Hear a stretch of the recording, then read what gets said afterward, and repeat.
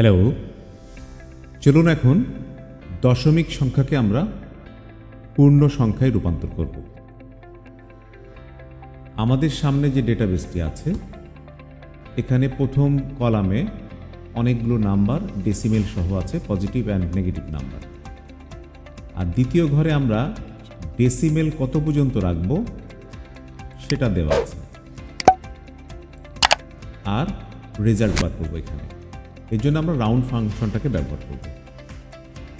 তো যথারীতি আমরা C2 সেলে পয়েন্টার রেখে আমরা বললাম ইকুয়াল টু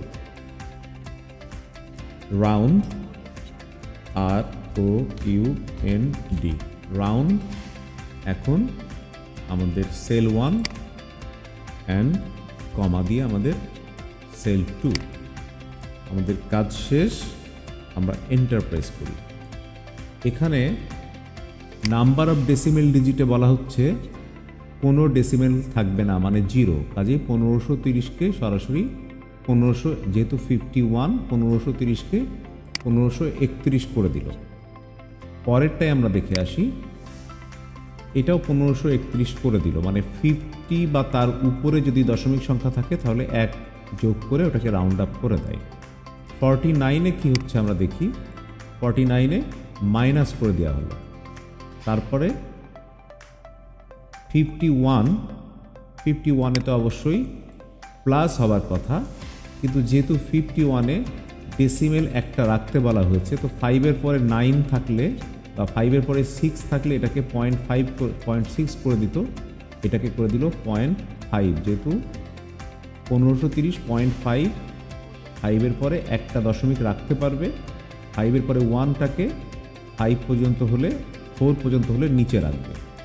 এখন এটার ক্ষেত্রে কী হবে, 5-এর পরে 0.5 না হয়ে 0.6 আছে, তাহলে এটা 0.15, 0.30, 0.6 হয়ে গেল। এখানে একটাই ডাবল আছে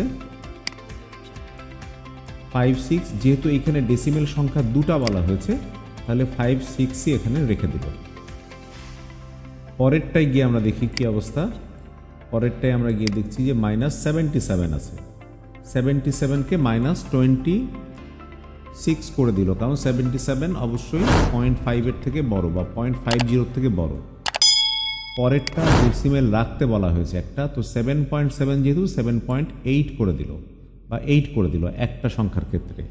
এটার ক্ষেত্রে 7.7ই রেখে দিল।